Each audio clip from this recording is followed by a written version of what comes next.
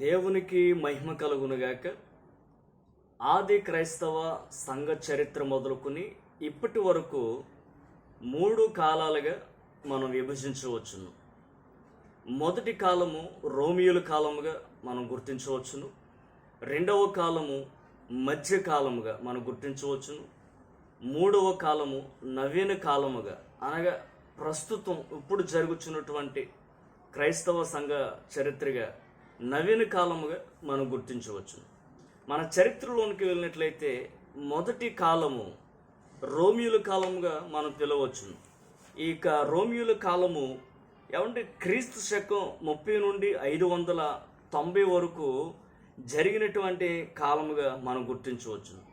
అనగా మన చరిత్రలోనికి వెళ్ళినట్లయితే అపోస్తుల కాలం మొదలుకొని రోమా ప్రభుత్వము ఆది సంఘమును హింసించిన కాలము ఇది మొదటి కాలము. మరి మొదటి కాలంలో ఉన్నటువంటి విషయాల గురించి మనం అధ్యయనం చేసినట్లయితే హతసాక్షుల యొక్క మరణాలు, ఆది పితరుల యందలి, అనగా క్రైస్తవ సంఘ పితరుల యందలి మత సిద్ధాంతపరమైనటువంటి విభేదాలు, తర్కాలు అదే విధముగా సంఘ వ్యాప్తి, చివరకు రోమా ప్రభుత్వము ఎట్లు పతనమైందో, రోమా సామ్రాజ్యం ఎట్లు క్రైస్తవ రాజ్యముగా మారిందో మనం గుర్తించవచ్చును.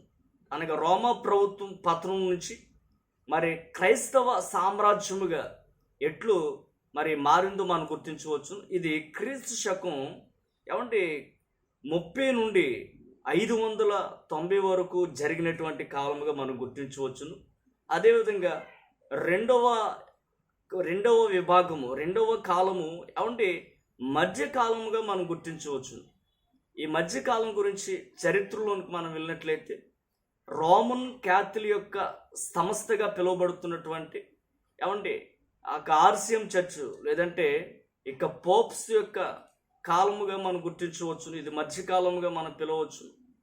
మనం చరిత్రలోనికి వెళ్ళినట్లయితే పోపుల యొక్క అధికార వ్యాప్తి పెరుగుదల, అదేవిధంగా మతాధికారులు ధిక్కరించిన వారిని దారుణంగా హింసించడం, అదేవిధముగా క్రైస్తవ సన్యాసుల యొక్క మఠాలు, అదేవిధముగా మహమ్మదీయుల యొక్క వ్యాప్తి, అదేవిధంగా సిలువ యుద్ధాలు, అదేవిధంగా అంధకార యుగంగా కూడా ఈ మధ్యకాలాన్ని పిలుస్తారు.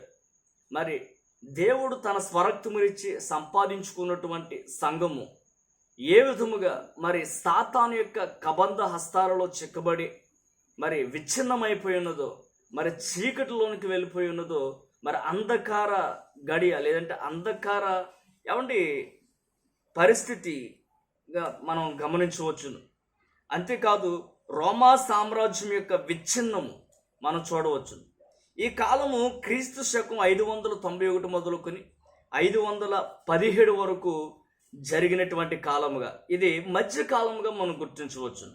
అదేవిధంగా నవీన కాలము, అనగా నూతన కాలము. నవీన కాలం అనగా ఇప్పుడు ప్రస్తుతం దేవుని పిల్లలమైనటువంటి మనము ఉన్నటువంటి క్రైస్తవ సంఘముగా మనం గుర్తించవచ్చు.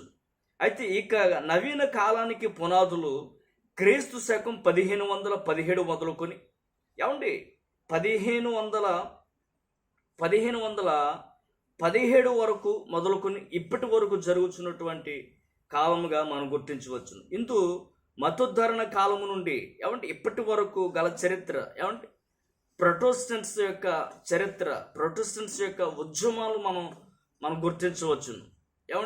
అంతేకాదు దాని యొక్క వ్యాప్తి, అదేవిధంగా దేవుని పరిశుద్ధ గ్రంథమైనటువంటి బైబిల్ అందరికీ కూడా అందుబాటులోకి వచ్చింది ఈ ప్రొటెస్టెంట్స్ యొక్క కాలంలోనే.